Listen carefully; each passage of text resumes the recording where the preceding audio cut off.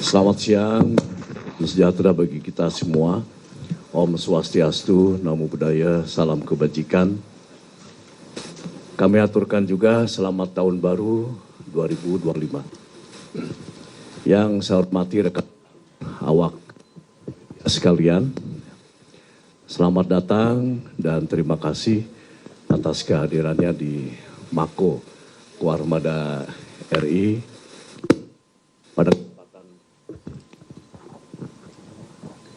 pada kesempatan konferensi pers hari ini. Turut hadir bersama kami Kapolda Banten Bapak Irjen Pol Suyudi Aryo Seto Esa SIK. Kemudian sebelah kanan saya dan Puspomal Laksda TNI Dr. Samista SH. Kemudian sini juga ada Asintel Intelijen Kasal diwakili Asintel, Wasintel, Laksma TNI Bramantio, kemudian hadir juga Panglima Koarmada 1, Laksda TNI Dr.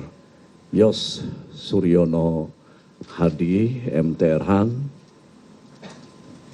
Kadis Pamsanal, Laksma TNI Bambang Suseno, INDRP, para pejabat utama Koarmada RI dan pihak-pihak yang terkait lainnya. Kami menggelar konferensi pers ini untuk memberikan tanggapan resmi atas kesimpang siuran pemberitaan terkait insiden atau kejadian penembakan di kilometer 45 res area tol Merak Tangerang pada tanggal 2 Januari 2025 yang diduga melibatkan 3 oknum anggota Angkatan Laut. Kami ingin menegaskan bahwa TNI Angkatan Laut tidak tinggal diam menghadapi permasalahan ini. Kami telah berupaya mengambil langkah cepat dan transparan untuk mencari bukti-bukti guna mengungkap kejadian sebenarnya melalui proses penyelidikan bersama antara Puspomal dan Polda Banten. Saya pertama kali menerima laporan terkait insiden ini pada tanggal 2 Januari 2025 malam sekitar pukul 20.00 dari Asintel Pangkoarmada RI bahwa 3 anggota yang pada saat itu berada di pangkalan Pondok Dayung, yaitu Sertu AA, Sertu RH, dan KLKBA, di mana mereka mengalami pengeroyokan oleh sekitar 15 orang tak dikenal di res area kilometer 45 tol Merak Tangerang. Insiden berpangkal dari permasalahan pokok yaitu pembelian mobil. Dalam insiden tersebut diakui bahwa salah satu anggota melakukan tindakan penembakan. Setelah diketahui kemudian mengakibatkan korban. 1 orang meninggal dunia dan 1 orang luka-luka. Saat ini ketiga anggota tersebut proses penyidikan di Puspomal. Ya. Baru saja kami telah mengikuti paparan gelar perkara dari Polda Banten, ya, dan di sini juga hadir Bapak Kapolda Banten ya, terkait perkembangan kasus ini. Kemudian bila penyidikan terhadap oknum anggota yang terlibat oleh Puspomal selesai, selanjutnya akan dituangkan dalam berita acara pemeriksaan atau BAP. TNI Angkatan Laut sangat menghormati proses hukum dengan menjunjung tinggi asas praduga tak bersalah. Dalam penjelasan ini tidak ada yang ditutup-tutupi, semua terbuka. Kami ingin menegaskan sikap TNI Angkatan Laut bahwa siapapun anggota kami bila terbukti bersalah, kami akan tindak tegas sesuai peraturan perundang-undangan yang berlaku di TNI. Untuk memberikan informasi lebih rinci mengenai kronologi dan perkembangan penyidikan akan disampaikan dari pihak Polda serta Puspomal. Setelah itu dibuka sesi tanya jawab bagi rekan-rekan media. Demikian pengantar dari saya. Terima kasih atas perhatian. Kami persilakan pertama dari pihak Polda Banten untuk menyampaikan penjelasan yang akan disampaikan oleh Kapolda Banten. Dilanjutkan nanti penjelasan dari Dan Puspomal. Silakan. Terima kasih. Baik, terima kasih Bapak Panglima. Assalamualaikum warahmatullahi wabarakatuh. Salam sejahtera untuk kita sekalian. Yang saya hormati Bapak Pangormada RI, Laksamana Madya TNI Dr. Denny Hendrata, SE MM CHR MP. Yang saya hormati para PJU Ormada RI, Bapak Dan Puspomal, Laksda TNI Sasmita Esa, dan seluruh awak media yang saya cintai dan saya banggakan. Pada hari ini kami selaku Kapolda Banten akan menyampaikan hasil penyidikan yang telah kami lakukan, tentunya atas koordinasi bersama dengan pihak Puspomal TNI Angkatan Laut, karena kejadian yang berakhir adanya penembakan itu bermula dari kasus penggelapan terhadap sebuah kendaraan yang ditangani oleh Polda Banten. Kami akan sampaikan, yang pertama kasus ini dilaporkan kepada kami terkait dengan tindak pidana penggelapan sesuai dengan pasal 372 KUHP. Sesuai dengan laporan polisi yang diterima oleh Polsek Rajek, Polres Kota Tangerang, tanggal 2 Januari 2025. Pelapornya adalah Saudara Agam Muhammad Nasruddin, ya, tinggal di daerah Taman Raya Rajek, Desa Mekarsari, Kecamatan Rajek, Kabupaten Tangerang. Waktu dan tempat kejadian penggelapan ini adalah di CV Makmur Raya, ya, tempat rental kendaraan. Pukul 00.15 ya, dilakukan penyewaan di Taman Raya Rajek Blok I 15 RT 015 RW 005 Desa Mekarsari Kecamatan Rajek Kabupaten Tangerang. Yang disewa adalah Honda Brio warna orange nomor polisi B2694 KZO, ya, yang disewa oleh seorang warga Pandeglang bernama AS. Ya. Yang selanjutnya AS ini menyerahkan, ya, setelah dia menyewakan diserahkan pada Saudara IH, ya, yang saat ini masih DPO. Ya. Kemudian Saudara IH ini bukan hanya dia dititipkan kendaraan oleh AS saja, tapi juga dia menyiapkan, ya, KTP palsu dan KK palsu, ya, atas nama AS, ya, atas nama AS. Ya, tentunya ini sebagai syarat dokumen penyewaan kendaraan. Ya. Untuk bisa menyewa dia harus menggunakan KTP dan KK, tapi dia menggunakannya KTP dan KK palsu. Ya. Kemudian dari Saudara IH, dia menyerahkan lagi ke Saudara RH, ya.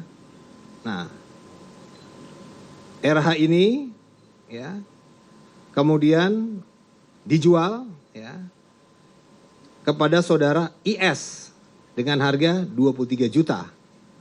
Ya. Nah, kemudian dari Saudara RH, ya, baru diserahkan kepada atau dijual kepada Saudara AA, ya, Oknum TNI Angkatan Laut, ya, melalui Saudara SY. Harganya sudah naik, ya, dinaikin menjadi 40 juta. Nah, saksi-saksi yang kita periksa 13 orang, ya, baik saksi-saksi yang ada di TKP maupun juga saksi penangkap. Kemudian barang bukti yang kita amankan, yang pertama adalah surat BPKB kendaraan Honda Brio warna orange tahun 2021, Nopol B2696 KZO. Kemudian juga sebuah surat STNK kendaraan Brio warna orange tahun 2021. Kemudian satu unit kendaraan Honda Brio berwarna orange atas nama Siska Widiatuti, ya. Kemudian sebuah kunci kendaraan, satu lembar tanda terima sewa kendaraan, kemudian 1 buah KTP palsu, 1 lembar KK palsu, ya, kartu keluarga palsu, kemudian ID card palsu, dan sebuah fotokopi STNK Brio. Ya.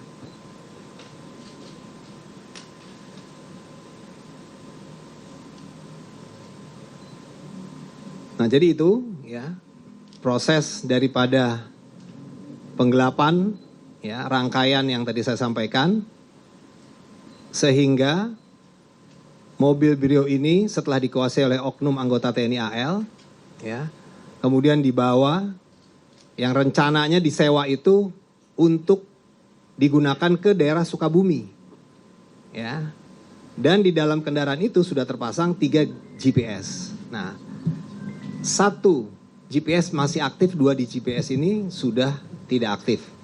Karena 2 GPS ini mati, maka si pemilik rental, ya, Saudara Agam, dan ayahnya, dan juga stafnya, keluarganya, melakukan pencarian secara sendiri, ya, secara mandiri. Sehingga menemukan informasi kalau mobil ini ada di sekitar Pandeglang. Ya. Kemudian dilakukan pencarian ke arah sana secara mandiri, ya, sampai dengan kendaraan ini berpindah tempat, ya, sampai di kilometer 45 di Indomaret kilometer 45. Nah, disitulah terjadi, ya, upaya perampasan atau pengambil alihan, ya, maksudnya pengambil alihan dari pihak rental, ya, tapi karena adanya situasi yang agak tarik-menarik di sana, sehingga terjadilah penembakan. Nah, nanti akan disampaikan untuk kejadian penembakan dari Pak dan Puspomal. Seperti itu. Baik, itu yang bisa kami sampaikan. Terima kasih. Wassalamualaikum warahmatullahi wabarakatuh. Terima kasih Pak Kapolda Banten. Sekarang giliran dari Dan Puspomal untuk menjelaskan apa yang sudah dilaksanakan penyidikan. Silakan.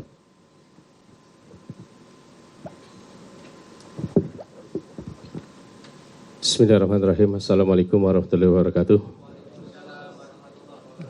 Yang terhormat Panglima Armada RI beserta seluruh PCU, yang saya hormati Kapolda Banten, Panglima Armada 1 dan rekan-rekan wartawan.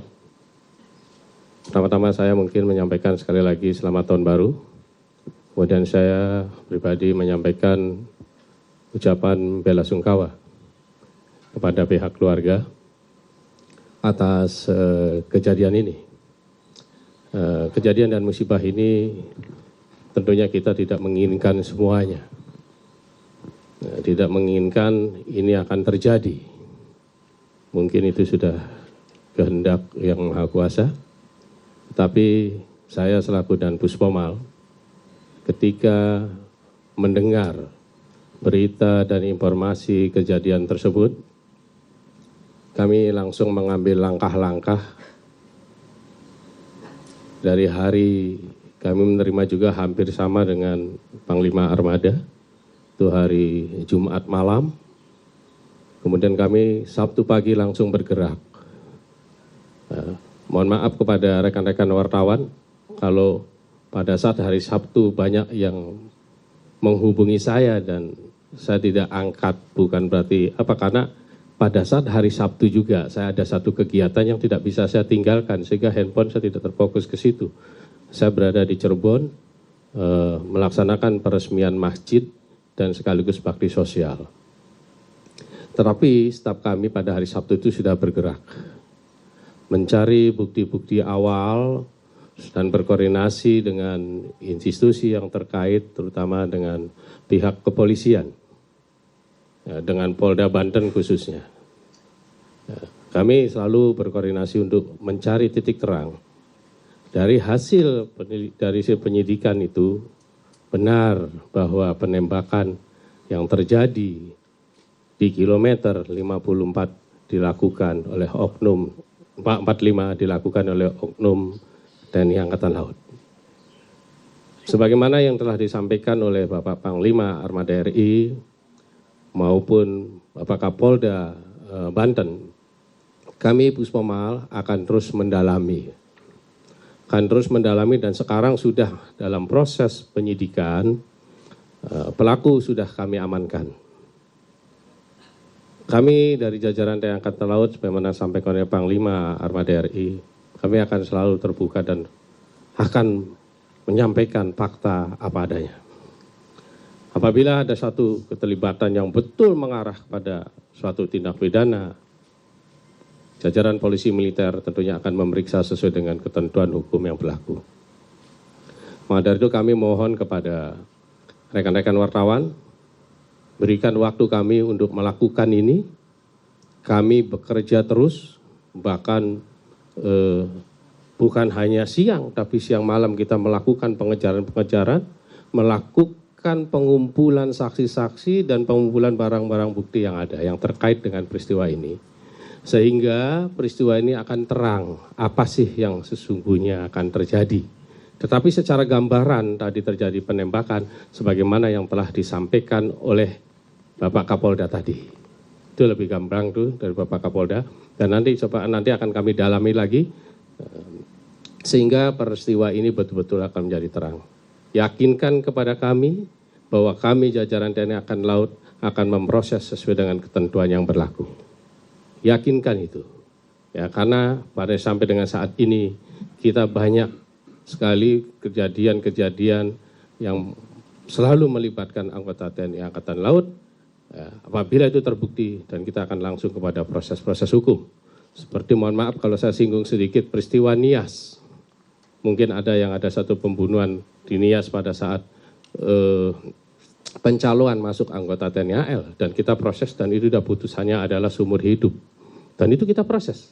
Bahkan itu yang melakukan, mohon maaf nih, yang melakukan penipuan tersebut, pembunuhan tersebut adalah anggota Pomal itu sendiri, seorang bintara. Ini sebagai bukti bahwa TNI Angkatan Laut akan konsisten dengan penegakan dan komit dengan penegakan hukum itu sendiri. Mungkin sedikit itu yang saya sampaikan proses, karena sampai dengan saat ini masih terus bergulir proses itu kami laksanakan dan pelaku sudah kami amankan dan beberapa barang bukti juga sudah kami terima baik dari Polda maupun yang dapat kami temukan di lapangan. Demikian, terima kasih. Assalamualaikum warahmatullahi wabarakatuh.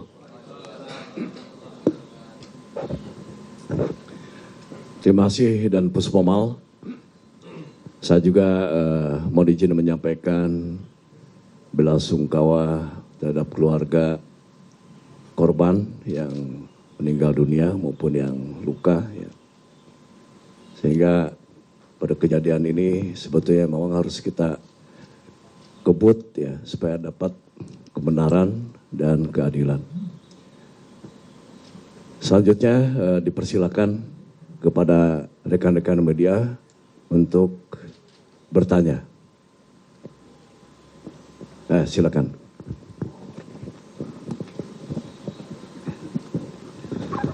Selamat pagi, menuju siang, Pak Panglima, Pak Dan Puspomal, Pak Wasintel, Pak Kapolda, dan pejabat tinggi TNI AL yang lain. Izin Bapak, nama saya Santi Pak dari media IDN Times. Ada 2 pertanyaan yang ingin saya tanyakan ke pihak TNI AL dan 1 pertanyaan untuk Bapak Kapolda Banten. Yang pertama Pak, ke Pak Dan Puspomal dulu. Berdasarkan pemeriksaan awal, itu kan ada 2 korban yang terkena luka tembakan dan 1 meninggal. Apakah yang menembak adalah 1 orang menembak 2 orang yang berbeda, atau 2 orang masing-masing menembak 1? Karena berdasarkan informasi yang media terima, yang diamankan sejauh ini ada 2 anggota TNI AL. Begitu. Kemudian ke Pak Pangko Armada, Pak izin, di media sosial dan di publik itu terbentuk persepsi bahwa oknum anggota TNI AL ini diduga membackingi begitu. Jadi bukan seperti yang digambarkan oleh Pak Kapolda menjadi pembeli dari mobil yang mungkin mereka tidak tahu bahwa mobil itu sebenarnya sudah digelapkan dari pelaku pertama yang menyewa mobil dari korban begitu Pak. Bagaimana tanggapan TNI AL terhadap persepsi yang sudah kadung terbentuk di ruang publik ini? itu. Kemudian untuk Pak Kapolda Banten, izin Bapak, sebelumnya kan korban juga sempat mengaku kepada media begitu, sebelum mendatangi pelaku sempat meminta bantuan atau pendampingan kepada pihak kepolisian, tetapi diragukan karena diduga adalah pihak leasing, bukan pemilik dari mobil yang akan diambil, karena ada indikasi GPS itu nonaktif sehingga dikira akan dicuri gitu Pak. Apakah sudah terkonfirmasi, karena kan diperiksa oleh Propam ya Pak saat ini, itu bagaimana hasil pemeriksaannya dan apa alasan menolak memberikan pendampingan bantuan kepada korban yang ingin mengkonfrontir pelaku yang diduga akan mencuri mobil itu? Terima kasih Pak.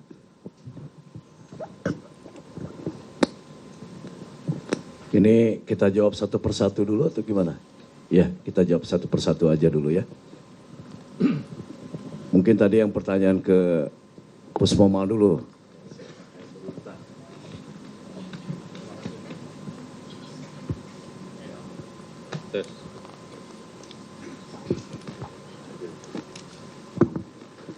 Terima kasih Pak atas pertanyaannya. Jadi yang melakukan penembakan itu adalah satu orang, nembak kedua. Karena yang satunya itu kan dari hasil CCTV juga yang dikeroyok itu tadi, yang baru keluar dari toilet, nah dikeroyok sehingga ada satu keributan, disitulah anggota yang menembak itu. Jadi bukan dua anggota yang menembak, tapi satu anggota yang menembak. Dan semua anggota sudah kita amankan. Gitu, Pak.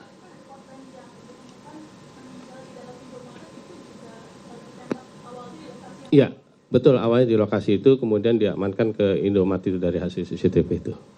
Jadi dua orang ditembak oleh satu orang di posisi bukan di dalam, bukannya di luar itu. Itu.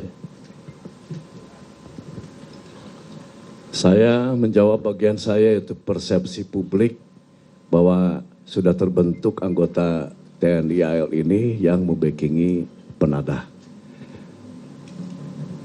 Justru saya gelar konferensi pers ini untuk supaya semua tahu ya, bahwa kejadian yang sebenarnya seperti apa. Makanya kan ini dihadirkan Bapak Kapolda Banten dan Puspomal ya. Dan informasi awal yang saya terima itu ya pengakuan langsung ya kan dari 3 anggota ini ya nanti kan bergantung kepada hasil penyelidikan dari dan Puspomal ya. Ya sementara ini kita melihatnya ini adalah murni sebagai pembeli karena ingin memiliki sebagai kendaraan untuk pribadi. Dan nanti mungkin akan dijelaskan oleh dan Puspomal bagaimana rangkaian tadi sudah disampaikan ya kan.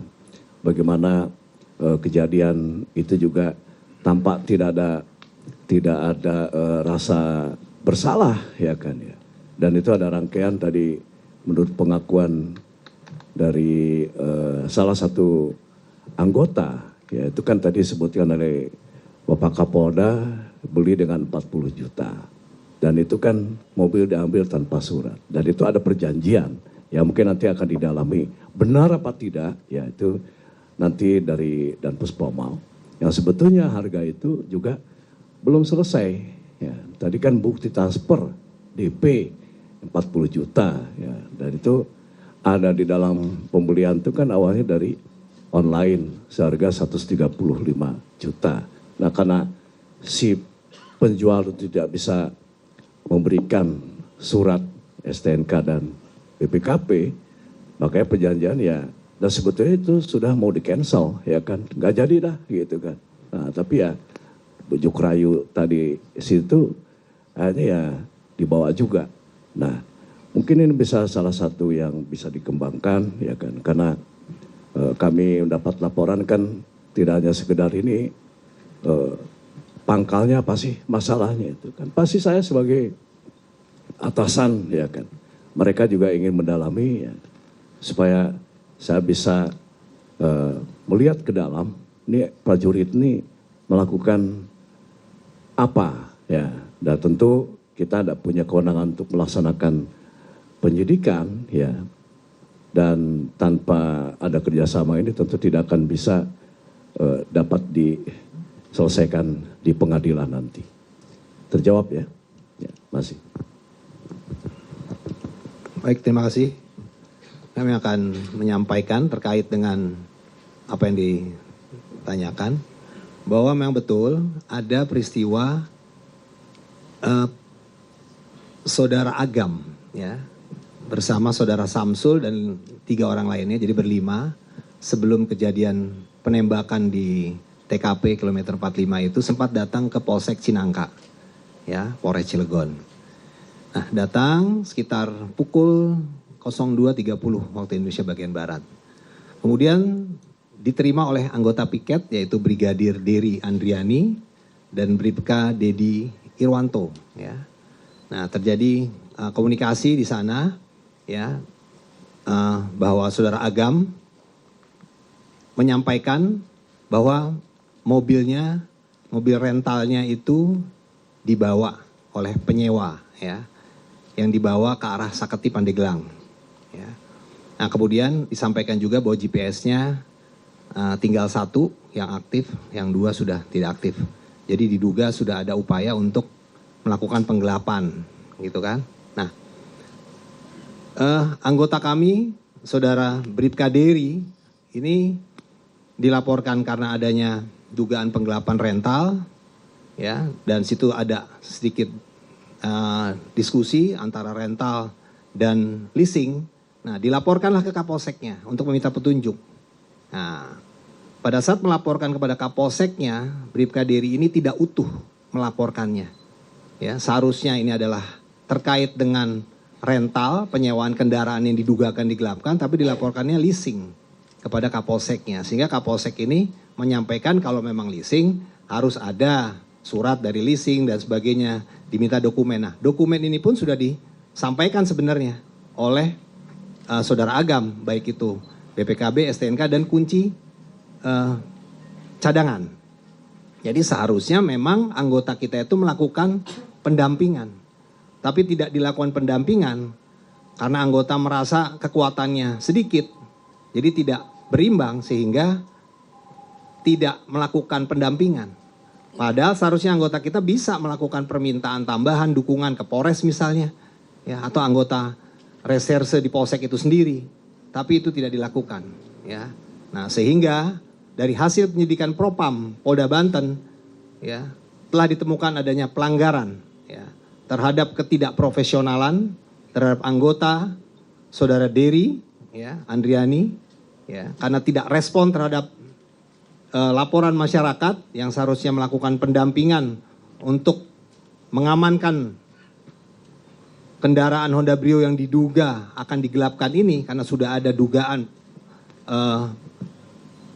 penonaktifan GPS sebanyak 2 buah, tinggal 1, berarti ini sudah ada dugaan. Seharusnya dia sebagai anggota Polri dia melakukan pendampingan, ya, tapi tidak dilakukan sehingga dalam pemeriksaan penyidik dari Propam ini adalah dugaan pelanggaran dan tentunya akan kita tindak tegas, ya, anggota ini, ya, baik secara etika, ya, yang sanksinya dapat kita demosi, bahkan yang terberat adalah bisa di PTDH. Begitu juga Kapolsek, ya, sebagai pimpinan di Polsek tersebut, ya, dia tidak melakukan pengawasan dan pengendalian dengan baik, ya, tentunya ini juga akan kita kenakan sanksi, ya, baik demosi maupun juga yang terberat adalah PTDH. Dan juga anggota lain yang ada di situ, yaitu Bribka Dedi Irwanto yang juga mendampingi saudara Dery Andriani, juga akan kita kenakan sanksi kode etik. Demikian. Terima kasih. Ya, siapa lagi?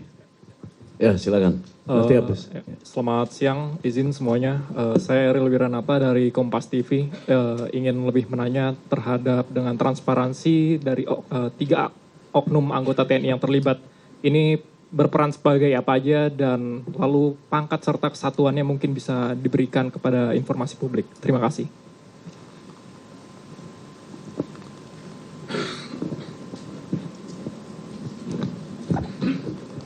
Terima kasih. Mungkin Ini ada dua pertanyaan peran dan satuan. Yang peran nanti dari penyelidikan atau dari penyidikan, ya.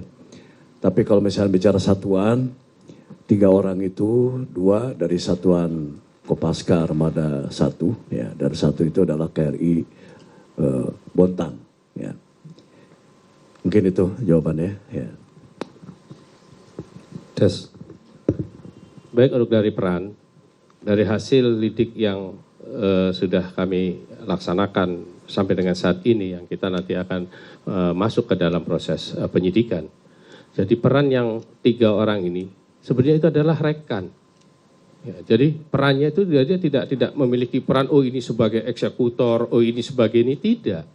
Kan ini ada sebagai rekan. Bahkan pelaku dengan yang dikeroyok tadi itu adalah saudara. Jadi pelaku ini adalah pamannya, ya, pamannya AA tadi, pamannya AA tadi yang dalam video itu yang keluar dari toilet itu terus dihadang itu adalah pamannya yang bersangkutan. Jadi peran dalam tindak kejahatan, apakah ini sebagai penadah, apakah ini sebagai backing, dari hasil lidik sementara itu masih belum ditemukan. Tetapi apabila nanti dalam perkembangannya ada unsur-unsur yang bisa membuktikan itu, nanti kan dalam proses penyidikan. Ya, nanti berikan waktu pada kami lah untuk itu. Terima kasih. Iya, terima kasih Pak. Mohon izin saya Gita Irawan Pak dari tribunnews.com. Yang ingin saya tanyakan adalah terkait dengan keberadaan senjata api itu Pak. Senjata api itu kan dibawa oleh anggota ya Pak. Apakah itu memang sesuai dengan SOP? Artinya apakah anggota ini dalam keadaan dinas atau lepas dinas misalnya gitu. Kemudian saat ini senjata api itu sendiri apakah sudah diamankan oleh penyidik dari Puspomal atau seperti apa? Dan apakah itu senjata itu organik atau memang senjata rakitan misalnya seperti itu?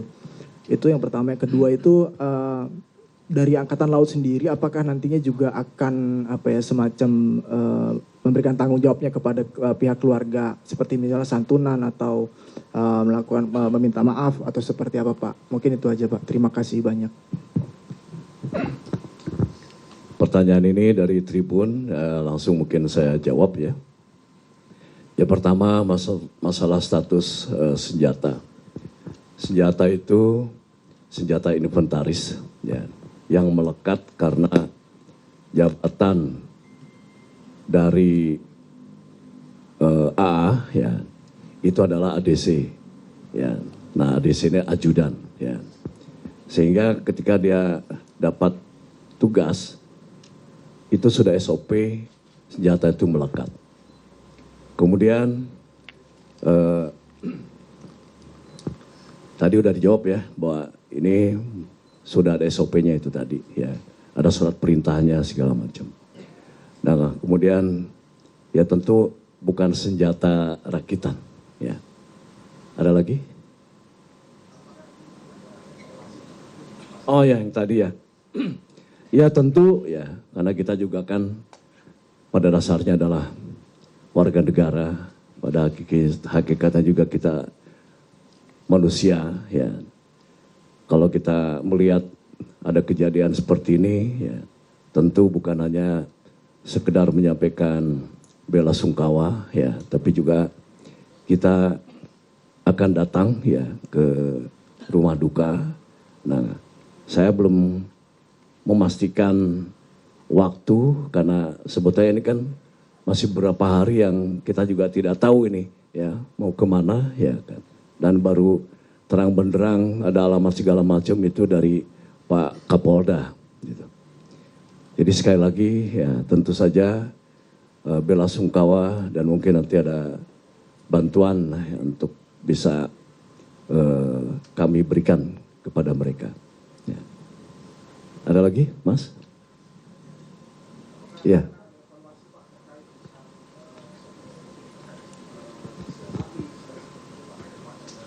Ya, kita akan evaluasi, tapi penggunaan senjata melekat itu adalah untuk pengamanan diri dan siapa yang menjadi tanggung jawab pengamanan atasannya itu. Ya, karena kalau misalkan terjadi sesuatu terhadap atasannya, maka orang yang pertama melekat itulah yang mengamankan, ya kan? Kita bicara masalah SOP tadi, ya kan? Nah kalau saya dihadapkan kepada pengeroyokan, berarti kan sebetulnya kan sama-sama nggak tahu siapa yang akan mati, ya kan ya? Nah jadi kita saja kalau misalkan terdesak ya dikeroyok pasti akan mencari, akan bela diri, ya kan? Akan mencari suatu benda yang mungkin bisa untuk membela diri, mengamankan. Nah ini mungkin digunakan ada senjata api, ya. Dan itu bukan senjata apinya kan bukan, itu kan dibawa, ya kan ya, gitu. Nah mungkin sementara itu ya untuk evaluasi nanti kita akan evaluasi ya bagaimana ke depan ini untuk penggangan senjata api ini. Tapi sebetulnya karena pengeroyokan juga kan tidak berpikir resiko kalau orang yang dikeroyok itu mati, ya nggak? Ya kan? Gitu. Jadi kembali lagi apalagi mungkin karena tentara juga yang sudah dilatih bagaimana faktor kecepatan, insting segala macam, ya kan? Karena kita sering dengar ada kill or to be kill, ya kan ya? Nah itu. Mungkin saya kira itu, terima kasih atas pertanyaannya, ya Mas. Ada lagi? Ya silakan.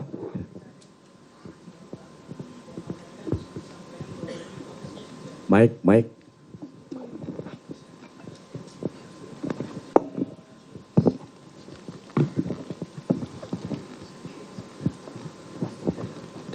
Mohon izin Bapak Sahrul dari Jawa Pos, izin ke Pak Dan Puspomal menanyakan status.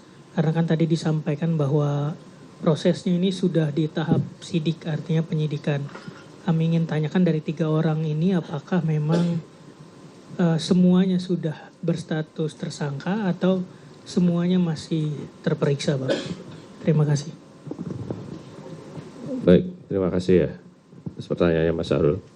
Jadi anggota ini sekarang sudah ditahan di tempat kami dan sesuai dengan surat penahanan dari Ankum sudah kami terima, terhitung karena hari Sabtu yang lalu itu anggota sebenarnya sudah kita amankan. Nah karena masih dalam proses lidik, ya kami selalu maraton lidik, masih belum kami tetapkan gitu. Nah sekarang setelah ada tanda-tanda dengan beberapa bukti, maka kami yang bersangkutan masuk proses penyidikan dan sudah kami tetapkan. Bukti penahanan sementara dalam 20 hari pertama itu sudah ditandatangani oleh Ankum, terhitung dari mulai hari Sabtu. Itu Mas. Ya.